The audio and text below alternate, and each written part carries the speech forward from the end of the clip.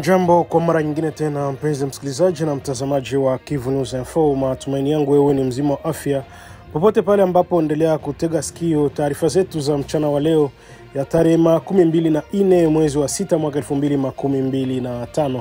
Na ikiwa tunaendelea kutangazia matangazo yetu kutoka mashariki mwa Jamhuri ya Kidemokrasia ya Kongo. Hii ni Kivu News Info. Kama ndo mara kwanza unakutana nasi kupitia mtandao wa YouTube, na kuomba kufanya kitu kimoja, usahau kusubscribe, kulike, comment na kushare. Wafaransa wanasemaka kujabone, kuaimena na kupartager. Na kama tayari umeshafanya hivyo, acha tuendelee kusema asante sana kwa kuchagua Kivu News Info kama kituo chako chema cha matangazo.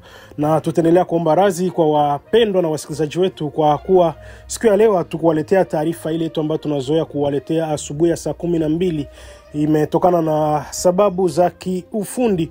Basi na kuomba kuwa na mimi mwanzo hadi mwisho wa taarifa yetu ya leo. Mimi langu jina ni Ite Eloge Lulonga, na katika taarifa zetu tutagusia mambo mbalimbali. Tutakuonesha ujio wa rais wa zamani wa Jamhuri ya Kidemokrasia ya Kongo Joseph Kabila kuwasili kwake mjini Bukavu, telekea huko Kabare ambapo kuna ripotiwa kwa mapigano makali kati ya wazalendo na waasi wa M23 pamoja na IFC. Vile vile tutakuonesha hali ya usalama katika mji wa Uvira. Basi mengi na zaidi ni katika taarifa zetu za mchana wa leo wa tarehe 24 mwezi wa 6 mwaka 2025. Hii ni Kivu News Info na mimi langu jina ni Ite Eloge Lulonga. Basi na kuomba karibu nikupashe.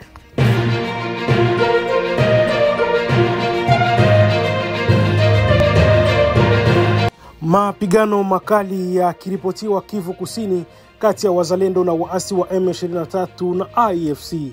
Mapigano makali yameripotiwa kuendelea tangu alfajiri hii ya Jumanne tarehe 24 mwezi wa 6 mwaka 2025 kati ya vikosi vya wazalendo na waasi wa M23 wakishirikiana na IFC uko Chirunga katika eneo la Kabare, jimbo la Kivu Kusini, mashariki mwa Jamhuri ya Kidemokrasia ya Kongo. Taarifa za kina kuhusu mapigano hayo na athari zake bado hazijapatikana mara moja. Tutatoa taarifa zaidi itakavyowezekana. Tutakuomba tu kuwa karibu sana na kituo chako chema cha matangazo ambacho ni Kivu News Info. Tutakuja kueleza kwa upana zaidi hali ya vita uko Chirunga, maeneo ya Kabare. Na tujelekeze uko Walikale ambako asubuhi ya leo mwanajeshi mmoja mlevi amewafyatulia risasi wenzake uko Muganza, wilaya ya Walikale, Kivu Kaskazini, na kuua wawili na wengine 6 kujeruhiwa vikali.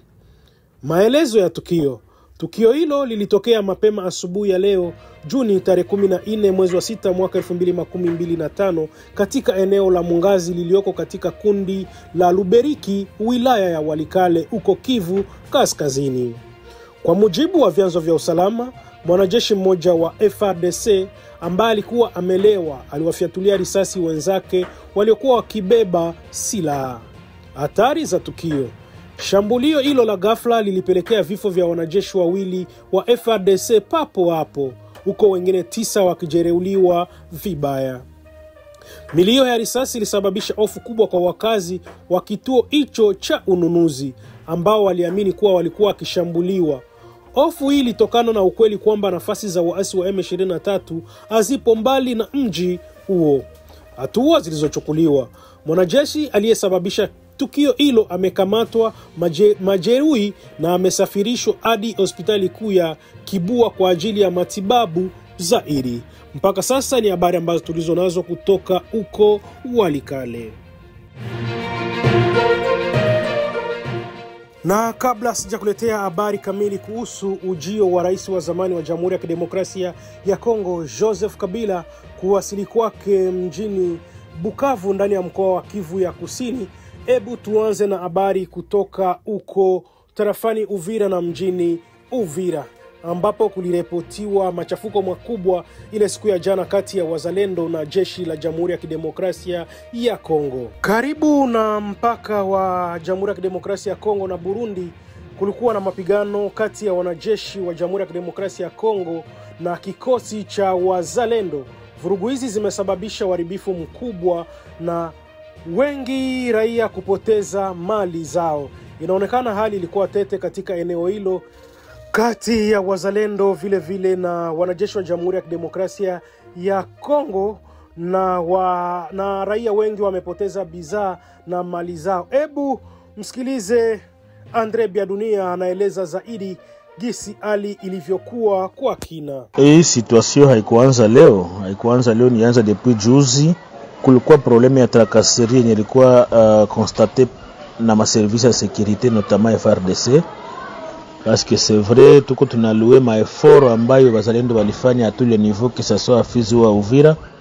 Kama leo adui hayatukamata hapa, c'est parce que wazalendo walisimama wakasema tuwezi kuacha mwingine yetu yende mikono ya barugaruga.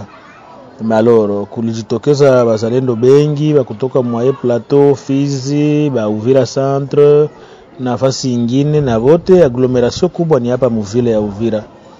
Loro ilikuja kuonekana kwamba ku niveau ya frontiere ya Kavimvira na ku niveau ya port ya Kalundu kuna kwa tracasserie yenye iko nafanyika de la part ya bakuwa bamoya wazalendo, parce que wako na facilité kupitisha ma marchandises zimoja bila kuzidedouaner. Wako napitisha, mtu anaona anakuya tu anasema niko general, anasema hii ni gari ya kwangu, iko na citerne, mko carburant, camion kabambi, iko na marchandise yenye ngidedouaner 3000, 4000, 5000 dollars. Hiyo anaweza ya 5000 wanaweza mpatia $1000, yana rizika.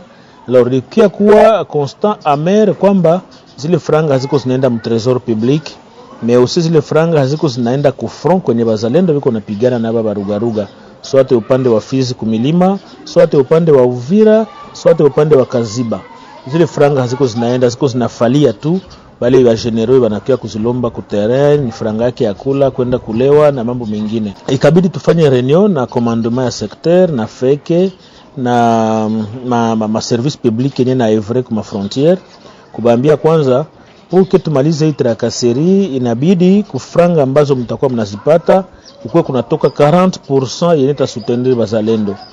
Mais après ça bon, ilikia kuonekana kwamba wamoja wa wazalendo wa generaux wa moya bakupendezwa na ile, parce que ile franga ilikuwa inaanza kuwa kanalize fasi moya, kisha nauza bunga inaenda ku front à travers ma différentes coordinations, différents groupes ya wazalendo.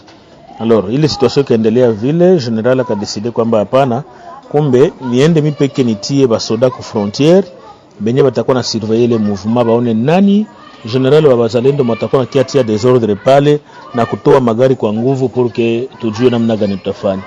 C'est comme ça, je crois c'était le samedi ou vendredi aka déployer basoda pale, na depuis ce temps bon basoda bakabambia bazalendo wote kwanza batoke en attendant bingine bitafata, na ndio kisi wazalendo walitoka babatu bila fuyo, mais bakaendelea kusema kwamba ifo barudie pale. Alors incident ya leo inatokana na kwamba d'abord juzi tulideplorer aussi ile situation côté ya FARDC, parce que kuko bazalendo bamoja unaona kama entre frontières pale kulikuwa zamani pale ku DGDA na ku DGM kule kuko village moja iko pale upande wa je crois ku nord ni banita Kahororo, kuko position ya bazalendo nyeko pale.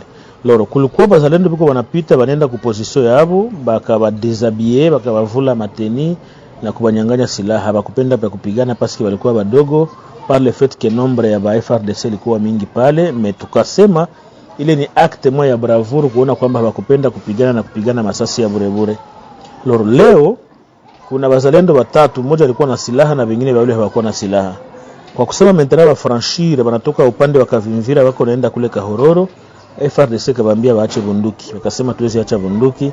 Ndio ilikuwa chanzo cha masasi ambayo ililia pale, batu walikimbia mdebandade ya nguvu sana, kulikuwa ba policier bazalendo basoda bakabakimbiza. Donc kama hii situation haiko bien gérée, ina risque ku dégénérer, parce que unaona mtu yuko na bunduki hapendaki akue frustré, hapendaki aonelewe, inaweza kufikia kesho ke banaanza kupigana wao wenyewe kwa wao wenyewe entre wazalendo na askari jeshi, haitakuwa vizuri. Ndio maana sisi comme notabilité tulipima kumita komanda secteur na kumwambia afanye prudence, aite wazalendo abambie kwamba pourquoi alifanya ile, mais akatuambia kwamba nishafanya reunion nabo, niliwaambia ke parce que wanaenda ku dédouaner marchandise ba faire perdre franga zisingie mu trésor public alors que tuko na besoin franga ingie mu trésor public pour que wako napate le 40% yao yenye tulilagana nabo.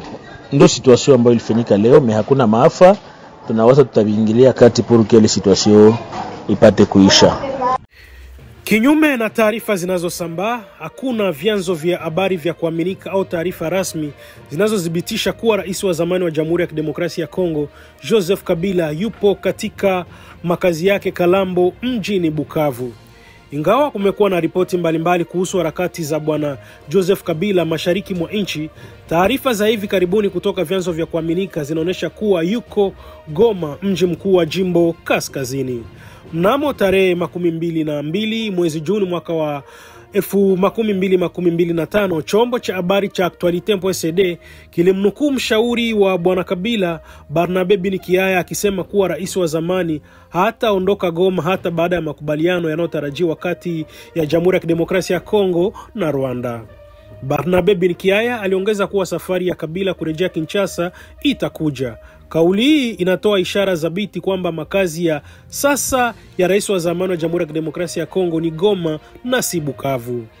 Habari kuhusu rais wa zamani Joseph Kabila kuonekana Goma zilianza kusambaa mwishoni mwa mwezi wa 5 mwaka huu wa 2025. Wakati huo serikali itangaza kuzisitisha shughuli za chama chake cha PPRD ikitoa sababu za harakati wake na chaguo lake la makusudi kurejea nchini kupitia Goma, mji ambao wakati huo unadhibitiwa na waasi wa kundi la M23 ambao wanadaiwa kuungwa mkono na jeshi la Rwanda. Upekuzi wa kina katika vyombo vya habari vya ndani katika jimbo la Kivu Kusini haujaonesha taarifa zozote za kuaminika zinazodhibitisha madai ya kuwepo kwake mjini Bukavu. Vile hakujawa na taarifa yote rasmi kutoka kwa chama chake cha PPRD au wasaidizi wake wa karibu inayoeleza kuwa rais wa zamani wa Jamhuri ya Kidemokrasia ya Kongo Joseph Kabila yupo mjini Bukavu. Hata hivyo, madai kwamba Joseph Kabila yuko Bukavu kwa sasa hayana msingi thabiti na yanaonekana kuwa si sahihi kulingana na taarifa zilizopo. Kivu News Info tunaendelea kukujuza, kukuletea habari sahihi kwa kile ambacho kinachoendelea. Ndakomba tukubaki pamoja na kituo chako chema cha matangazo hichi cha Kivu News Info.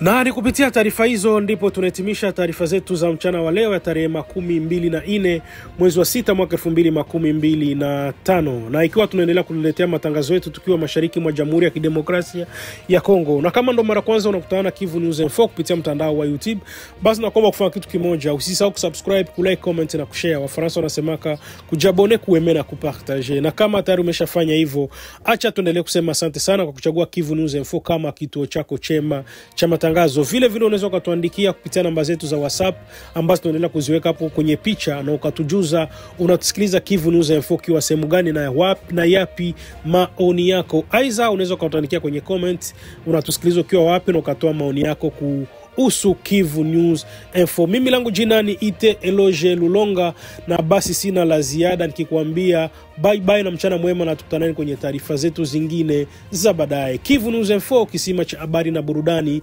karibu nikupashe.